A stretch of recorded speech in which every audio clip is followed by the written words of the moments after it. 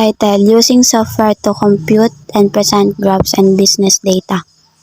Good day everyone. Today I'll be presenting our lesson for quarter 2 week 8, all about how we can use software like Microsoft Excel and SPSS to compute and present business data. This lesson helps us see how technology makes solving mathematical and statistical problems faster and easier in real business setting. Learning objectives. Use MS Excel and SPSS to process data, compute and present business and data in graphs. Apply computations in real-life business problems. Explanation. Our goal for this lesson is to become familiar with software tools that business really use. After this topic, we should be able to use Excel and SPSS to compute data, make graphs, and apply what we learn to business situation like analyzing sales, commission, or profits. What happened? Review of different types of commission. Recall and apply previous lesson. Motivation and connection to current topic. Before this lesson, we discussed commissions, how employees earn based on sales or performance.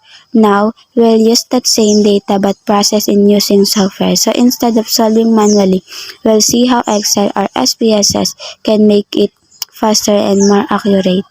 What you need to know. Computers simplify computation. Excel and SPSS are key tools for analysis, automate calculation, and visualize data. In business, accuracy and speed are very important. Computers help us handle large amount of data efficiently. Excel and SPSS are two programs that allow us to compute, organize, and display data using formulas and graphs, making information easier to understand. Introduction to MS Excel.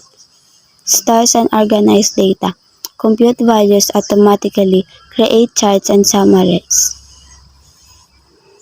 Excel is one of the most common tools in business math. We use it to input numbers, apply formulas, and instantly get totals or averages. It can also create tables and graphs that summarize business information, perfect for reports and presentation. Key parts of the Excel window.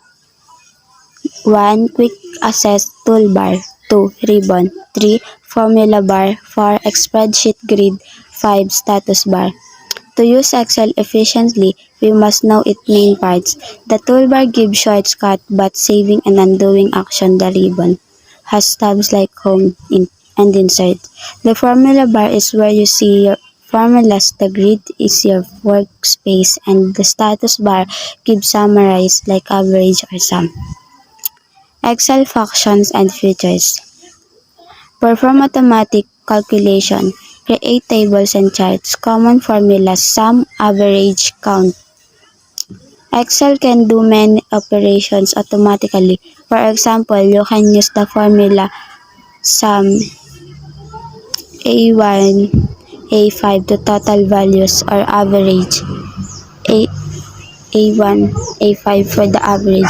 You can also highlight your data and create charts instantly to visualize trends in sale or performance. Introduction to SPSS stands for Statistical Package for the Social Science, used for advanced statistical analysis, handles large data sets, and create reports. SPSS is another powerful tool, especially for research or large business data. It allows us to analyze trends and compare variables and make decisions based on statistical evidence. It's more advanced than Excel when it comes to statistical. Using SPSS. 1. Input data. 2. Sort, filter, and compute. 3. Generate reports and graphs. 4. Interpret results. Using SPSS is like filling out the data. After inputting data, you can run computations such as average, correlation, or regression. The software then produces tables and graphs automatically. You just have to interpret the meaning of the results. Example SPSS output. Regression analyze table, correction matrix, and summarize even standard deviation.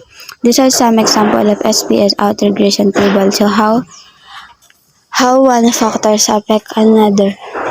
For example, houses depend on advertising or correlation matrix show relationship between variables while summaries give insight like the average variability.